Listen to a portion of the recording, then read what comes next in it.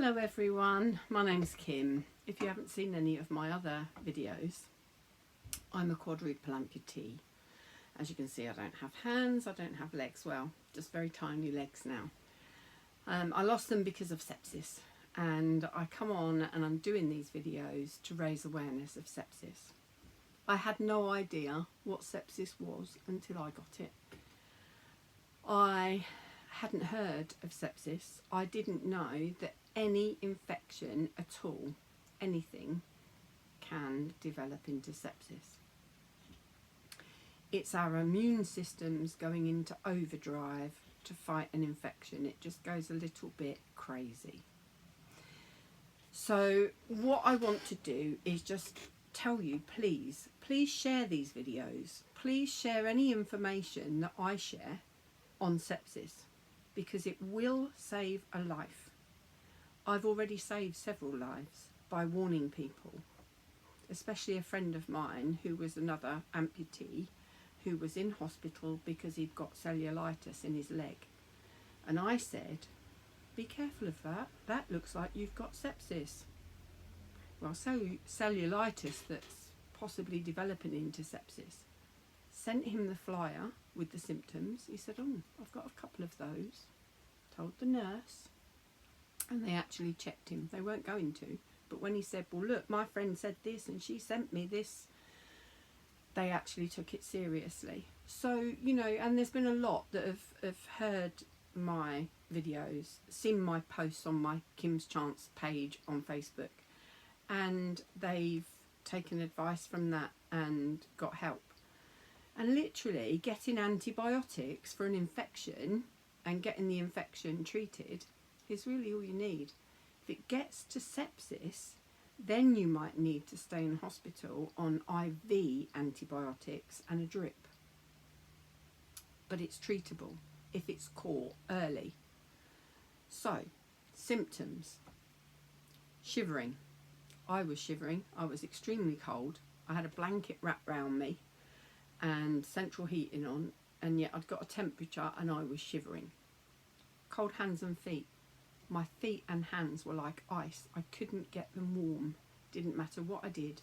I had two pairs of thick fluffy socks on, slippers and a hot water bottle underneath them. They were still like ice. I had severe breathlessness. I put that down to my asthma. Changing climate, I thought.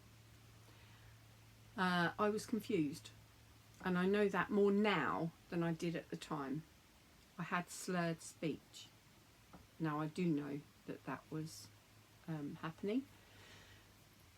So these things you might get, you might not, but you will feel extremely unwell, because I do remember, I knew that I was a lot more unwell than what I would have been with a normal infection. I suspected I'd got a water infection, more so when I started getting pain up in my left side, around my waist, in my back, thinking that, I think I have got a urine infection and it's gone to my kidneys. But literally any infection can develop into sepsis.